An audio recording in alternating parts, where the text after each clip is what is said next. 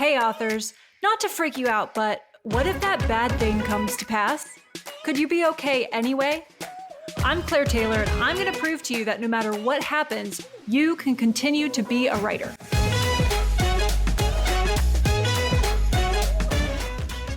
Welcome back to another episode of What If for Authors. I'm glad you're here. My name's Claire Taylor, and I'm an Enneagram certified coach for authors, as well as a humor and mystery writer. You can go poke around at all the services I offer at liberatedwriter.com if you're curious about how you can build a more sustainable author career in uncertain times. I have books, courses, individual coaching, all kinds of free and paid resources for you to dig into there. So we get to focus on storytelling today, and that's always a fun treat since, we're storytellers. Before we dive into it, I want to make sure that you know about my latest Kickstarter that's launching on August 25th, and it runs through September 10th. It's for the next book in my Enneagram for Authors series, and it's called Write Iconic Relationships. If you backed the Write Iconic Characters Kickstarter last year, or you just want to know more about how the Enneagram can be used to write unforgettable stories, your support on this Kickstarter would mean a lot to me.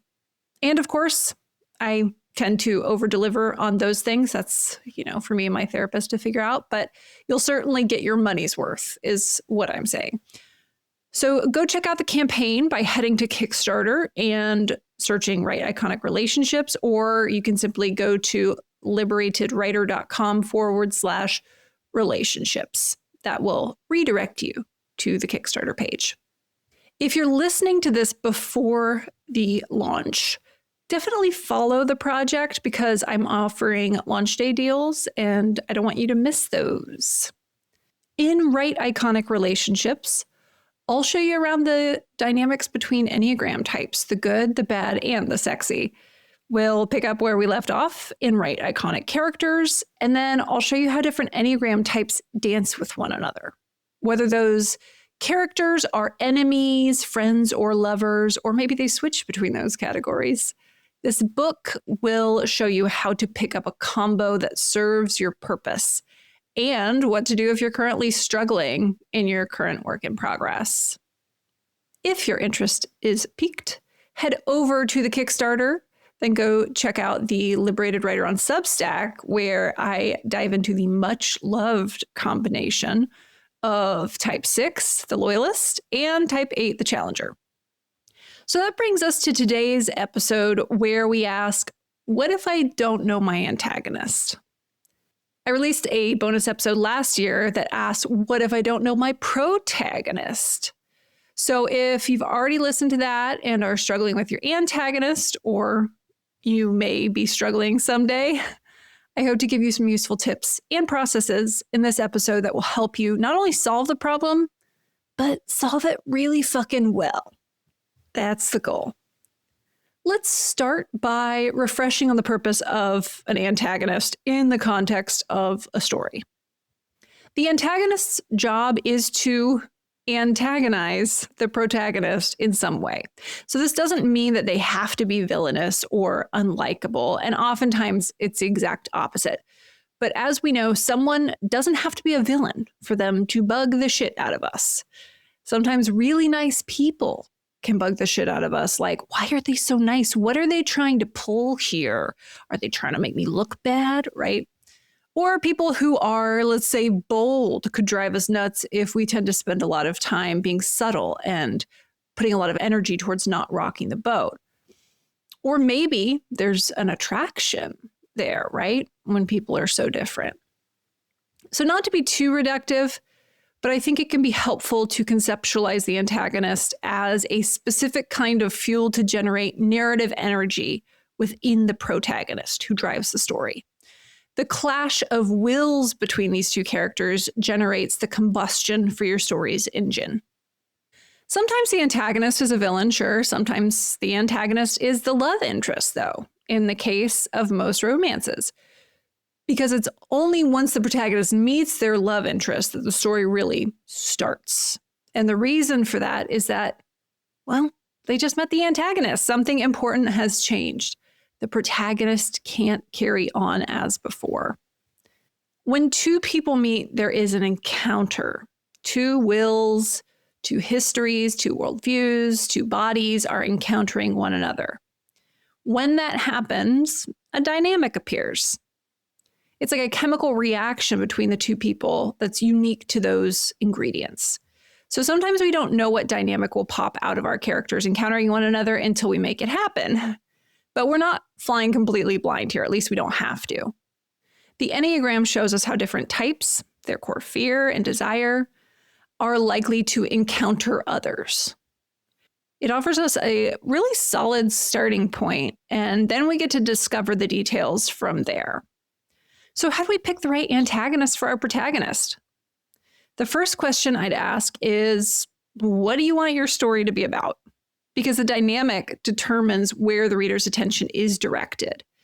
Where we direct the reader's attention is important because it forms their understanding of the story and the characters within it. This is why motifs exist, right? Therefore, directing attention towards something over and over and over and over. So we keep pulling readers back to the same clue, right? A key that unlocks a deeper level of the story, logically, emotionally, philosophically, until the reader can navigate to something richer. It gets them asking the right questions without us having to spell it all out, which can be fine depending on who your reader is, but sometimes we want to be a little trickier than that. So we have to understand to some extent what our story is about. That is the theme of it before we know where we need our protagonist to go and what we need them to learn, how we need them to evolve or devolve, and who would be the best antagonist to keep drawing their attention in the direction required for those things to unfold. The next thing I would ask is, why did you pick that protagonist? Now, it's okay if it was just a gut instinct or you had like a mental image that popped into your mind that you couldn't shake. It doesn't really matter where the idea for your protagonist originated. And I'm actually a believer that if it seems to pop out of the ether, that's probably a good sign that you're meant to write it. But why do you keep that protagonist? Why do you want to invest 100 or more hours writing their story? What is it about them in the context of your story world that really fascinates you? Now, most full-time authors that I coach don't allow themselves time to consider this before jumping into the next book because, got to publish, got to write. Write is money. Money is how we keep writing. So yeah, it doesn't always happen that we pause and think about it, but I think it's worth giving yourself a day to dig into. It may be worth the investment, right?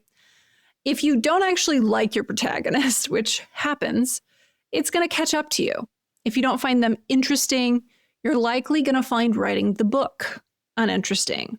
But if you know your protagonist and why you picked them, and you know what story you're trying to tell about them, then you're in a great position to pick an antagonist that will draw them toward that thing that they really, really don't want to look at, which is where we try and draw our protagonists. You get the most juice for the squeeze if you put them in the worst kind of conflict possible for who they are and the persona they're trying to maintain. So where do you need your protagonist to go that they won't go willingly? Figuring this out can help you understand what kind of an antagonist to design. For example, let's say your protagonist is a type 2, the helper. So this character is giving, service-focused, very caring, self-sacrificing. These are all great things, but they can't be the only things if they're going to last over time. So where do we want to send this character? What kind of conflict do we need? What do we want her to learn? Well, since we know that the 2's growth requires accepting her own needs and learning to ask for help, we could throw that challenge at her. We could orchestrate a situation where she has to learn how to do that. Now, we don't have to. We could pick something else, but it's going to feel natural for us if we do challenge the 2 in this way. The degree to which we challenge her may vary based on the genre we're writing in and the story we're trying to tell. So the degree doesn't have to be all or nothing. So you tend to challenge a character's internal flaws a lot more directly in, say, a horror story than in, say, a cozy fantasy. I can also think of a lot more horror than any other genre where the 2 is the antagonist, which is interesting, but beside the point. I do think it's because the inversion of the qualities we tend to associate with 2s is so upsetting. The idea of darkness hiding behind that caregiver, that's creepier than, say, the idea of darkness hiding behind the power of strength, like a type 8 challenger might present. Anyway, what do we do with this 2? How do we challenge her? It totally depends on how we want the story to go. So let's run through a couple pairings to see the difference. Let's say the antagonist is a 7, the enthusiast. This is the fun type. They like new and novel, they like to explore, and they are trying to avoid being trapped in pain and deprivation. So where are these 2 types overlapping in their approach to life, and where are they differing? This really helps us understand what aspects of the 2 will be brought into the forefront by this dynamic. So the 2 and the 7, first thing that jumps out to me is they share a conflict style. Both are positive outlook, sometimes called avoidant types. This means they aren't directly confrontational. They don't like very visible, tangible conflict. They handle it differently, though. They avoid the conflict differently. So the 2 tries to make the other person okay. They tend to them. They try and make that other person stop feeling like there's a conflict. And then the 7 does it very differently. They avoid the conflict by shifting their attention toward things that are fun and not coated in conflict. They just change directions. They go somewhere else. So you might imagine that if the 2 and 7 are in a romantic relationship, this might mean they don't argue for a while. But what happens when the 2 can tell the 7 is upset, but the 7 won't admit it because they don't want to go there? The 2 may become agitated because they're not being given access to that part of the 7 to care for and heal it. Now, our 7, our enthusiast, may start to feel smothered by the 2's attention and care and want to escape, or they become agitated. The 2 seems hell-bent on focusing on a problem or even creating a problem where there is none, according to the 7. What does that dynamic bring out in our helper protagonist? Well, it probably makes them feel impotent and rejected. They may become bossy and controlling, taking on a parental role in the relationship rather than that of the lover, right? We don't love mixing those 2. Not great, but it happens. It happens. So is that where you want your story to go? If not, let's look at another type for our antagonist to match with our type 2 protagonist. So what happens if the 2 is paired up with a 4, the individualist? The 4s are searching for identity, meaning, purpose. Where are the differences between the 2 and the 4, and where are the 2 types likely to overlap in important and interesting ways? Well, the 2 and the 4 are both in the heart triad, so their attention goes toward emotions. They are living, experiencing emotions. However, the 2's attentional flow toward their own emotions is blocked. So they focus instead on the emotional states of others. Meanwhile, the 4's attentional flow toward others is blocked. So they focus instead on their own emotional state. Now, this could serve both characters well at first. They share an interest of the 4's emotional state. But you see where this codependency may start, right? The 4 likes to hold on to their suffering, and the 2 likes to alleviate the suffering of others. There could be some frustration there. It's possible that everything within this relationship becomes in service to the 4 and their moods. And this depends, of course, on how healthy we decide to make this 4, this individualist. Now, if the 4 is pretty healthy, they could actually lead the 2 toward growth, which might look like having the 2 consider their own emotional needs sometimes. The 4 could be a model for healthy connection to one's inner world, and that's something that the 2 tends to neglect for themselves. But if the 4 tends toward the unhealthy side of their type, more likely they will suck the two dry until there's some sort of crisis point where our two protagonists, our helper protagonist, must choose between herself, possibly even her basic survival, and continued service to the four's passions. Is that the story you want to tell? Maybe, maybe not. But you can see how the dynamic forms. And you can see that it's not as simple as picking the quote unquote right antagonist. There are a lot of options, including whether your antagonist leans toward the healthy or unhealthy side of the type. And this isn't even getting into the subtypes, which that's a whole other discussion. So to know your antagonist better, it can be helpful to know your protagonist's triggers. What sets them off? What drives them into action? How can you poke them and provoke them to make them behave irrationally or outside of their usual patterns? That's always interesting. And then you can start to see the antagonist that you need emerge from that. If you're like, Claire, I do not know the Enneagram deeply enough to spot how the different types interact like you're describing here, to go through it myself, to analyze it in that way.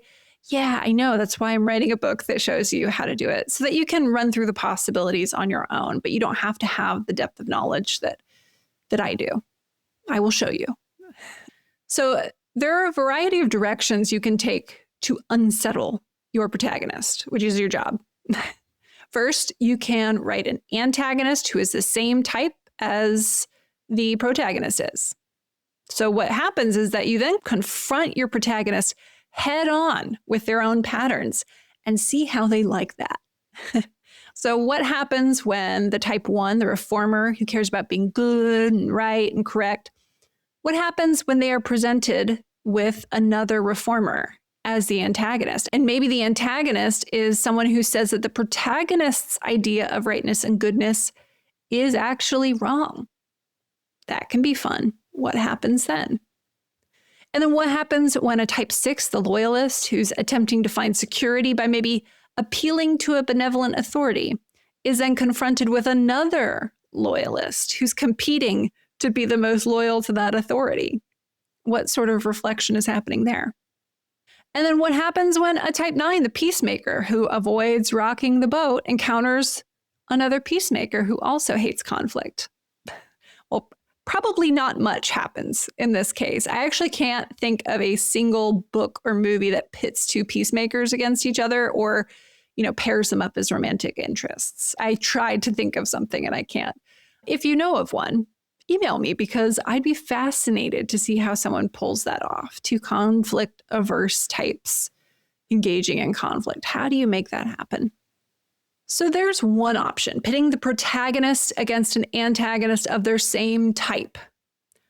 Often you'll want to make the antagonist a less healthy version of that type to encourage the protagonist to confront their shadow. But you don't have to. However, when we encounter all of those patterns that we're working really hard to distance ourselves from in our type, that's going to agitate us. So there's a lot of good stuff you can mine there. You could also make the antagonist a healthier version of the protagonist type. So we can be triggered by the healthy version of our own type too if we're unable to access those parts of ourselves. It can be obnoxious. Way more commonly, though, you'll end up picking an antagonist of another type, especially if you're writing a series where there's a different antagonist in each book, like a cozy mystery.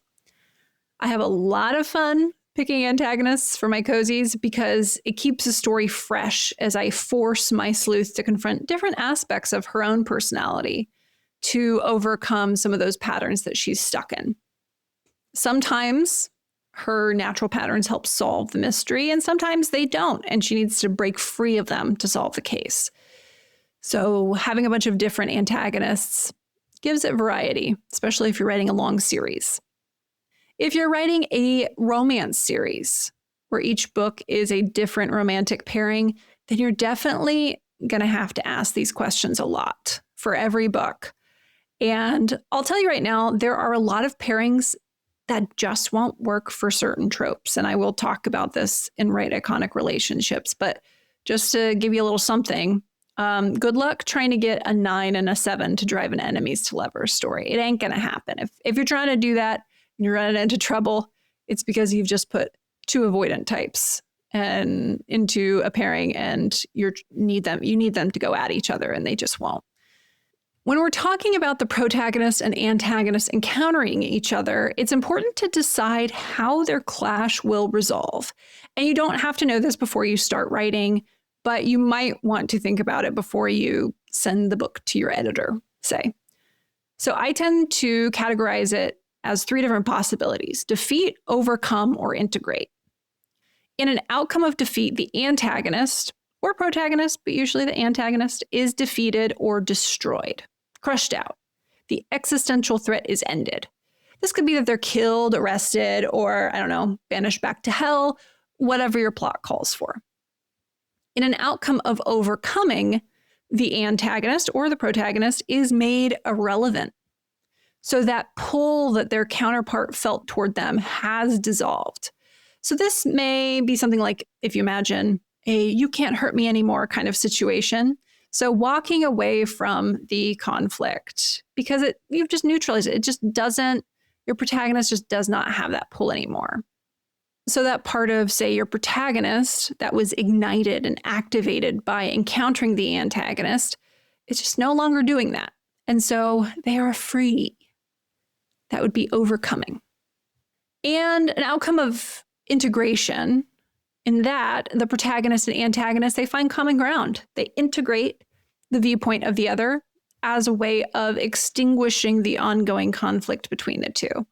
So this is one we tend to see in romance. It's not that one person does all the changing in a romance. Sometimes that happens, but it's not super satisfying in my opinion. But they both change in some way to reach a middle ground that brings each of them toward their own growth. Just taking a minute to understand whether your protagonist and antagonist are going to resolve their ongoing conflict with defeating each other, overcoming that pull, or the two integrating their views to some peaceful conclusion, that can help you better understand what you need your protagonist to do, which will help you build the antagonist you need. So if you're wondering, what if I don't know my antagonist? Here are the questions I suggest you ask to find the answers you're looking for. First question, do I know my protagonist? If not, go back and listen to my episode on that, and maybe grab a copy of Write Iconic Characters wherever you buy books. If you know your protagonist, you know them really well, proceed to the following questions. What is this story about? Ask that. Where do I need to steer my protagonist's attention? And what personality must they encounter to do that? Then ask, is my antagonist a friend, enemy, or lover? Do they change categories throughout the story? I love when that happens. But why is it important that what category they fall into? Why is that important to the story I'm trying to tell? And next, ask how your antagonist will be changed by the story. So we know the protagonist is changed by the story. That is the story. But how is your antagonist or changed by the story, or will they even be? Will they learn something from the encounter with the protagonist? And if so, did they learn the right lesson or the wrong one? Sometimes they learn the wrong one, right? And finally, are you ending this conflict with defeat, overcoming, or integration? What growth does your antagonist need or not need to reach that point in the climax? Most authors really love their antagonists, especially the villainous ones. And the more you understand their psychology, the more you'll enjoy losing yourself in them. And if you don't enjoy them anymore, it's time to poke around at why. Maybe there's something about their Enneagram type that's encountering yours in a way that challenges and provokes you. And that may not be a bad thing. That's it for this episode. Please go check out my Write Iconic Relationships Kickstarter. If it hasn't launched yet, as you listen to this, hit the notify me on launch button. If it's already been launched and it's in progress, go check out the tiers that are being offered for backers. Everyone's saying that the trick to breaking through or staying on top as an author in this crowded market is to write great books, myself included. But not everyone's telling you how to do that. my Kickstarter gives you the resource to actually pull it off. And if the Kickstarter has already ended by the time you listen to this, too bad, you lose. No, obviously not. You can find Right Iconic Relationships wherever you buy books starting early 2027. Thanks so much for listening. Please subscribe to this podcast if you haven't already. And I'd also appreciate any ratings or reviews. I'm Claire Taylor, and I hope you'll join me for the next episode of What If for Authors. Happy writing!